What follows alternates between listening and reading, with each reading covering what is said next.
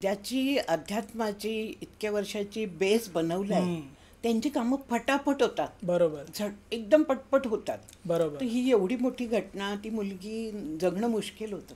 2.5 फूट उंच उचलली गेली, तरंगत होती. जेव्हा त्याने बघितलं तिला शॉक झाला की मग तिथे मात्र स्वामींच्या इथं कळलं की ही काहीतरी बाहेरची शक्ती आहे. इतक्या ठिकाणी आपण हॉस्पिटलला गेलो, एवढ्या लोकांकडे गेलो, पण आपल्याला काही त्यातनं कळतच नव्हतं, क्लूच मिळत नव्हता. तिथे स्वामींचा दरबार होता दिराकडे. तिथे कळलं की ती जेव्हा दाखवलं स्वामींनी, ती उचलून एवढी 2.5 फूट वर उचलली गेली आणि तरंगत होती. तेव्हा त्यांना मग खरं काळण कळलं की हे काहीतरी आहे. म्हणून आपण इतकं फिरलो 2 महिने, पण कुठे आपल्याला सोल्युशन नाही. आणि मग ते स्वामींच्या कृपेनेच झालं सगळं काय. तर शेवटी आई म्हणजे स्वामींमुळे इतक्या सगळ्या गोष्टी होत आहेत. हो. तर आपण आहे ना ह्याच्या नंतरचा जो पॉडकास्ट असणार आहे त्याच्यामध्ये ना स्वामींबद्दल माझी अशी इच्छा आहे. अजून भरपूर आहे माझ्याकडे रेकीचे, कारण माझ्या डोक्यात एवढे भरले, एवढी लोक केलेली आहेत वास्तूचे, रेकीचे भरपूर. आणि मग त्या काय होतात, सगळ्या घटना एकत्र होतात. इतकं म्हणजे एकीकडे वास्तू, एकीकडे रेकी, तर ते सगळंच करत गेले ना, त्यामुळे ते अनुभव वाढत गेले. भरपूर आहे, भरपूर लोक आहे. जेवढं मला स्वामींनी सांगितलं, दाखवलं, म्हणजे ह्या. आणि असं नाही, कोणाची नवनाथाची, कोणाची गणपतीची, कोणाची मारुतीची सेवा चालू आहे, कोणाची दत्तात्रयांची चालू आहे. इतकं लोक करतात ना, त्यांची कामं फटाफट होतात. काही काही लोक म्हणतात की बाबा आम्ही एवढं करतो, पण आज अरे तो दरवाजा उघडायला तेवढं तिथं पोचायला वेळ लागतो. येतो वेळ, कारण तुम्ही अध्यात्म केलं आहे, सेवा केली आहे. जर तुमची चांगली म्हण आहे, कोणाला तुम्ही मदत करत असाल वेळेला, तर ती कुठेतरी तुमच्या पुण्यात जमा होतं. आणि थोडा राहिलेलं असतं, पण तुम्हाला ती धीर नसतो. करेक्ट. तो दरवाजा उघडायला थोडा वेळ लागतो. काहीतरी अशा घटना घडायला लागतात की त्या टायमाला तो दरवाजा उघडतो आणि तुमची कामं. कारण आता पण आहे ना, आपला हा व्हिडिओ पाहिल्यानंतर भरपूर जणांनी मला मेसेज केलेत की नाही हो दादा, मी पण खूप वर्षापासून स्वामींचं करते, पण मला तसे चमत्कार अजून नाही आलेत. काय चाललंय, कसं समजणार की स्वामी माझं ऐकतायत. तुम्ही जर निस्वार्थ भावनेने, कोणतीही अपेक्षा नाही करायची, देवाकडे काहीही मागायचं नाही. हे सगळं नश्वर आहे. तुम्ही धन दौलत, पैसा, गाडी, मलाही स्वामी म्हणत होते घे, किती पाहिजे घे. मी म्हटलं हे काय करू स्वामी, तुमचा जर एवढा मोठा आशीर्वाद मला मिळाला तर काय करू. स्वतः दर्शन दिलं आहे तुम्ही मला. ज्या बायका गहू निवडत आहेत त्यांच्या बाजूनी नृसिंह रूपात तुम्ही येतात, त्यांना माहीत, त्या बायकांनी सुद्धा बघितलं नाही, म्हणजे त्यांनाही माहिती नाही की बाजूनी ही शक्ती आपल्या चालली आहे. आणि ती येते, मी बघते. ह्या बायका का बघत नाही, एवढी टोले जाऊन एवढी मोठी मूर्ती, हे का बघत नाही. ही त्यावेळेस मलाही प्रश्न मिळाला. पण तुम्ही, माझं ध्येय काहीच नव्हतं की मी काही मागतही नव्हते. भले आमच्या आजूबाजूला कोणाचे 10 फ्लॅट आहे, कोणाचे 20, पण आपल्याला नाही. आम्ही समाधानी आहे, मी पूर्ण समाधानी. मला चटणी भाकरीत पण मला गोडवा आहे, अगदी काही अपेक्षा नाही आहे. त्यामुळे काय होतं, आपण जर खरंच तुम्हाला संकट तुमची एवढे, पुण्य एवढीचं असं नाही, त्याच्यापेक्षा जास्ती आपल्याला पुण्य वाढवायचं असतं की त्या पुण्याने तुमचे संकट जळून गेली पाहिजे. बरोबर. तुम्ही म्हणताल मी खूप, अरे पण तुमचे संकटाचीच उंची खूप मोठं, तुमचं प्रारब्ध मागच्या जन्माचं, किती जन्माचं, तुम्ही जेव्हा मनुष्य जन्म आपण घेतो तेव्हाच ते फेडलं जातं. आपण 84 योनीतून फिरतो.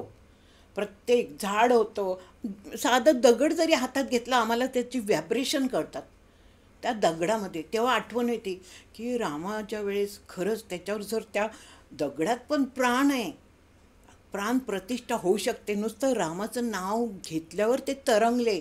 आज मी दगड पण घेऊन तपासते, अनुभूती घेते, तर त्यात किती व्हायब्रेशन आहे. झाडांमध्ये तुम्ही सजीव झाडं तोडू नका, जे सुकले आहेत ते घ्या, कारण त्यातनं प्राण निघून गेलेले असतात, त्यांना मुक्ती मिळालेली असते पुढच्या जन्मासाठी. तर ह्या घटना, दगडात सुद्धा जीव आहे. कोणीतरी त्यांना कायमचं तिथं आपण काय म्हणतो, अरे हे तर किती पाप करतात, किती लोकांना मारलं ह्याने, हे केलं. त्यांना जेव्हा ते मृत्यू होतो तेव्हा ते ब्लॅक लिस्टमध्ये जातात देवांच्या. त्या 200-400 वर्ष त्या योनीतच फिरत राहतात. त्यांना मुक्ती नाही आहे.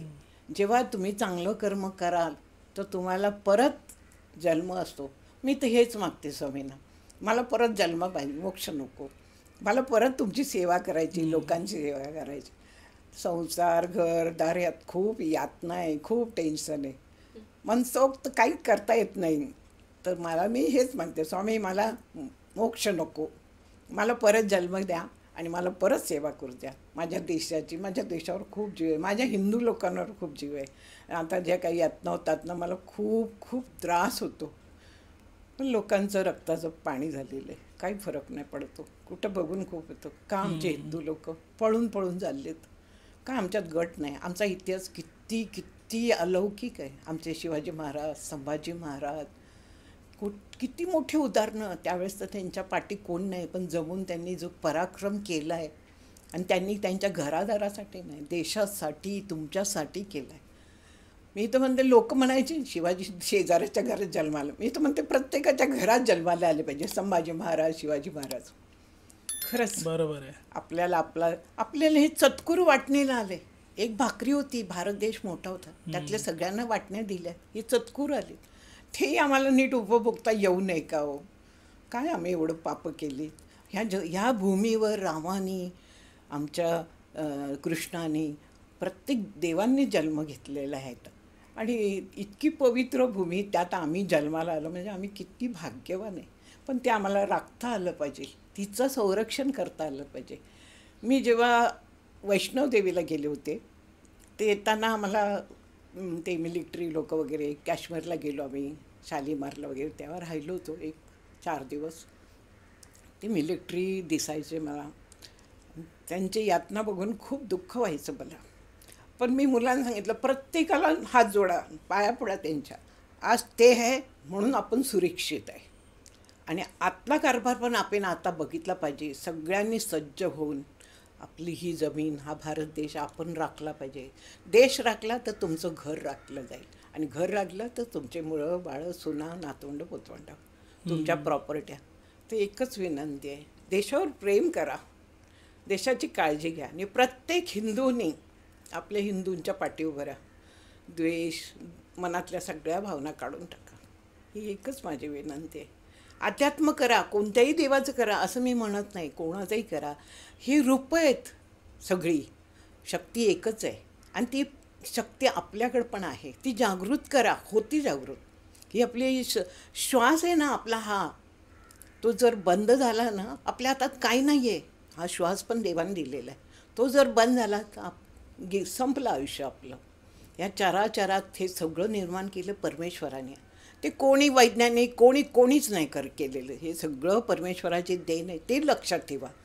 पाणी निर्माण नाही करू शकत आम्ही, ऑक्सिजन नाही, हवा नाही, सूर्यनारायणाला नाही, चंद्राला नाही.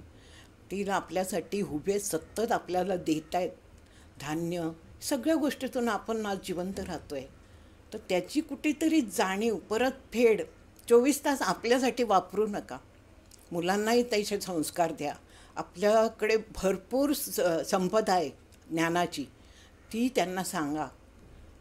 भयंकर भयंकर पुढे जातील आपली मुलं, पण त्यांना त्याशा गोष्टी सांगा आणि त्यांच्या आयुष्याचं कल्याण करा. अध्यात्म करा, अध्यात्माशिवाय मार्ग नाही. जेव्हा माणसाला खूप त्रास होतो तर त्यांना 2च मार्ग असतो, एक तर वाईट किंवा चांगला. तर वाईट मार्गाने सगळं वाईटच होणार आहे, त्यातनं काही सुख नाही. पण जेव्हा तुम्ही चांगल्या मार्गाने, भले तुम्हाला ते पोचेपर्यंत त्रास होणार, कारण ते तुमचं पापकर्मही असू शकतं, तिथे पोचेपर्यंत त्रास तर होणारच आहे. त्याशिवाय परमेश्वर आपल्याला भेटणार नाही. मला तर खूप यातना झालेल्या आहेत. घरच्या जळणारी लोक असतात आजूबाजूला, त्यांचाही खूप त्रास झालेला आहे, भयानक सतवलं आहे. आळ घेण्यापासून खूप त्रास. माझ्या मुलांना मी टाकून शाळा जायची आणि गॅलरीत त्यांच्या जेवणात माती फेकायची. कोणी बाईक कशावरनं, लहान मुलगी माझी, तिच्या तोंडात मारलं होतं. नंतर रात्री आल्यावर मला कळलं. पण त्या बाईला जबरदस्त शिक्षा झाली स्वामींनी. तिचा मुलगा बॅग सकट रिक्षाने फरफटत गेला. ज्या गालात माझ्या मुलीला मारलं तो गालच त्याचा सोलून निघाला. मला तेवढा वेळ नव्हता, माझी नोकरी, माझ्या मुलांचे शिक्षण, लहान मुलं आहे, मला कोणाचा आधार नव्हता. मी काय नाही बोलले. अशा खूप घटना झाल्या आणि त्यांना फटके बसले. मी असं म्हणत नाही, पण माझे लक्ष देणारे जर माझे स्वामी आहेत, आजही मला त्यांनी दर्शन सांगतात गोष्टी, तर मला काय गरज आहे कोणाला काय बोलायची. तर ह्या अशा घटना माझ्या आयुष्यात घडलेल्या आहेत. मी काय नाही करत, मी आशीर्वाद मागते स्वामींना. आणि खरंच आणि काय पाहिजे कशाला पाहिजे हे सगळं नश्वर आहे, इथंच ठेवायचं आहे आपल्याला. असं मागा परमेश्वराकडे की तुमचं दर्शन घडू द्या, तुमच्या चरणापर्यंत येऊ द्या आणि आमच्या हाताने सत्कार्य घडू द्या या देशासाठी.